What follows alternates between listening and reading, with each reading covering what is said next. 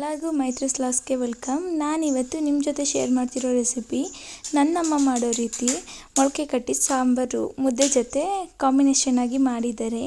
ಅಮ್ಮ ಮಾಡ್ತಾಯಿದ್ರು, ನಾನು ವಿಡಿಯೋ ಕ್ಯಾಪ್ಚರ್ ಮಾಡಿದ್ದೀನಿ.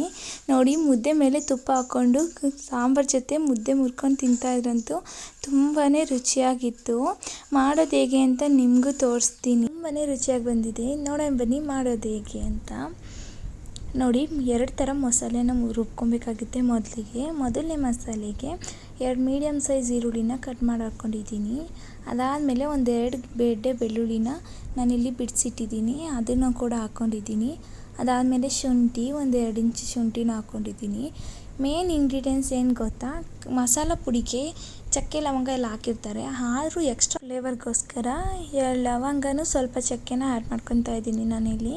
ಅದಾದಮೇಲೆ ಕೊತ್ತಂಬರಿ ಸೊಪ್ಪು, ಒಂದು ಸ್ವಲ್ಪ ಪುದೀನ ಸೊಪ್ಪನ್ನ ಹಾಕ್ಕೊಂಡು ಒಂದು ಸ್ವಲ್ಪ ನೀರನ್ನ ಸೇರಿಸಿ, ಜಾಸ್ತಿ ನೀರನ್ನ ಸೇರ್ಸೋಕೆ ಹೋಗಬೇಡಿ, ಫುಲ್ಲು ಮಸಾಲೆ ತೆಳುವಾಗಿ ಬಂದುಬಿಡುತ್ತೆ.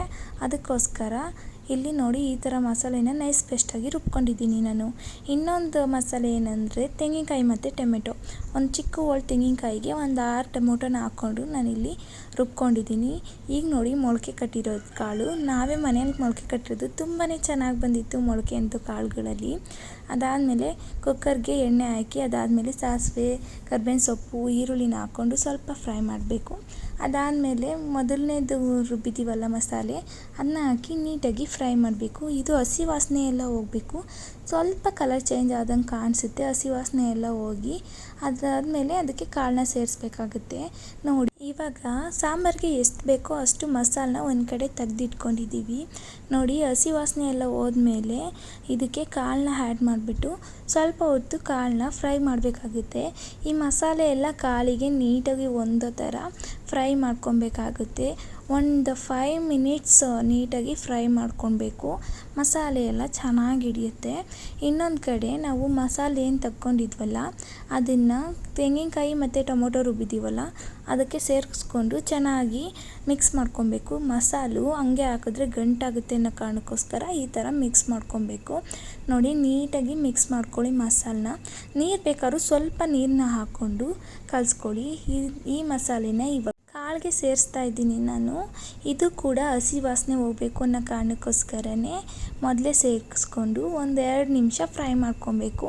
ಹಿಂದೆಯೇ ನೀರು ಹಾಕ್ಬಿಟ್ರೆ ಅದು ಹಸಿ ವಾಸನೆ ಹೋಗಲ್ಲ. ಇನ್ನು ಕೆಲವು ರೀತಿ ಸಾಂಬಾರನ್ನ ಮಾಡೋರು ಇರ್ತಾರೆ, ಟೊಮೊಟೊನ ಬೇಯಿಸಿ ಹಾಕ್ತಾರೆ ಸ್ವಲ್ಪ ಜನ. ಇಲ್ಲಿ ಟೊಮೊಟೊನ ಬೇಯಿಸಿಲ್ವಲ್ಲ, ಅದಕ್ಕೆ ಹಸಿ ವಾಸನೆ ಹೋಗೋ ತನಕ ಸ್ವಲ್ಪ ಫ್ರೈ ಮಾಡ್ಕೊಬೇಕು.